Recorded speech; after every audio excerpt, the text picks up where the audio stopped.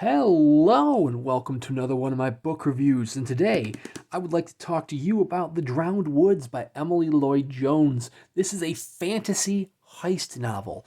If you're a fan of Six of Crows by Leigh Bardugo, you're going to like The Drowned Woods. If you're a fan of The Fifth Season by N.K. Jemisin or Naomi Novik, you're going to like The Drowned Woods. If you're a fan of Kate Elliott and her world building, you're going to like The Drowned Woods. It is one hell of a great read. This particular edition is from OwlCrate. I'll get into the fun little details about that in a bit. But like all novels that can technically be considered young adult novels, you got to have your obligatory cartoon of the characters on the back of the dust jacket. It just is what it is. Cast of characters include the primary protagonist, Mare. She is put into a life of servitude at the behest of a prince after it is discovered that she has the ability to control water. And just like the back of the dust jacket says, she learns that water can save a life or take it. She is a hardened character from her time serving the prince, but she's now on the run from her past and on the run from the prince who wants her back for his own purposes.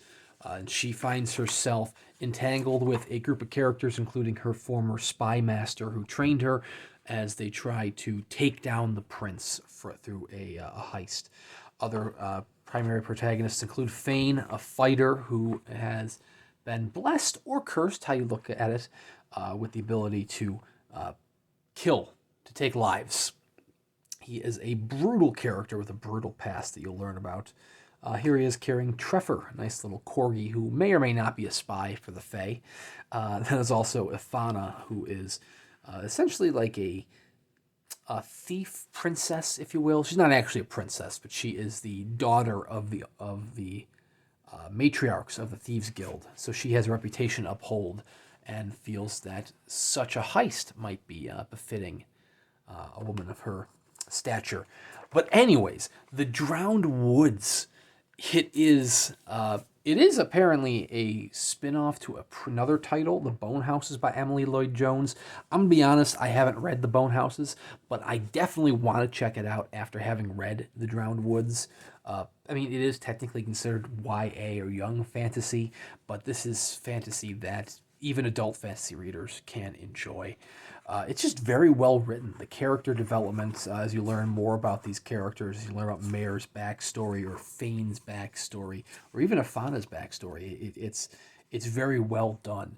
The world building isn't too shocking. It kind of introduces you to her and her water divination, to Mare and her water divination.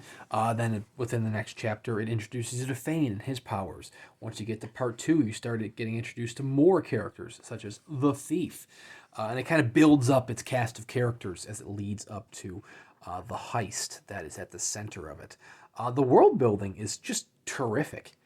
I never felt lost at any point. It introduces you to the characters and their struggles, their powers, what everyone's bringing to the table, in a very good way. This particular edition, as I said, is the OwlCrate edition, which I had been given as a gift. It includes a nice little note from Emily Lloyd-Jones right there, in addition to some stamping on the boards itself. Nice little production overall. The world building actually reminded me in a way of Kate Elliott, whom I mentioned earlier in the video. Kate Elliott, I've only ever read novellas by her.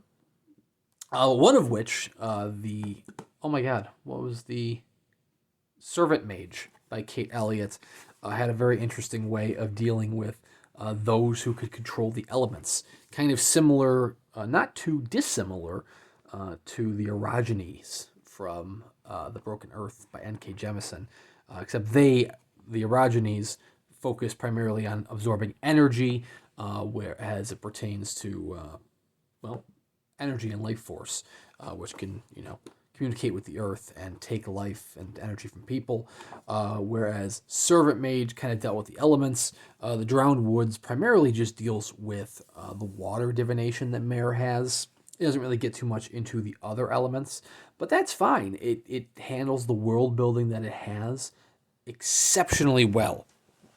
I mean, that's actually what this novel has going for it, even better than Kate Elliott's novellas.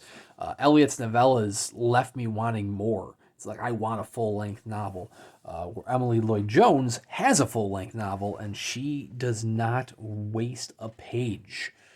I mean, I guess there is kind of. I don't even know if it's like a forced romance. It's not forced in the way that Godkiller by Kristen Kaner. Hannah Kaner? What the hell? Hannah Kaner. Godkiller had a romance in it that felt very forced. There is a little bit of romance within the Drowned Woods. There's no forced sex scene, if you will. It was very much a passing romance. Some characters have, through themselves, a shared romance through their past, but then the romance between several characters later on was very passing, which is great. And it leaves you wanting more. It definitely, the actual novel itself ties itself up very nicely.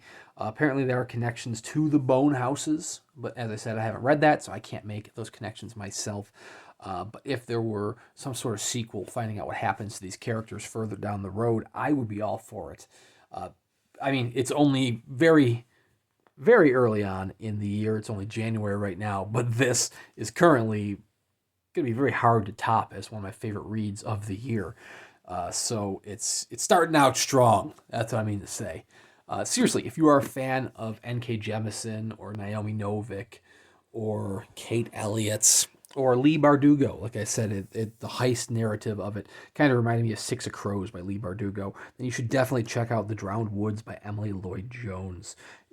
This is the OwlCrate edition, but I know the regular trade edition has pretty much the same design, just different color scheme. It's not going to have like I don't believe it shouldn't have the illustrated end papers. But maybe it does. I don't know. But you can find it wherever books are sold. And if you're a fan of fantasy, you should something definitely worth checking out. If you like these reviews, please like and subscribe to the channel. I have at least one book review a week and plenty of unboxing videos for all sorts of small presses in between there to keep you busy with. So thank you very much for watching, and we'll see you around next time.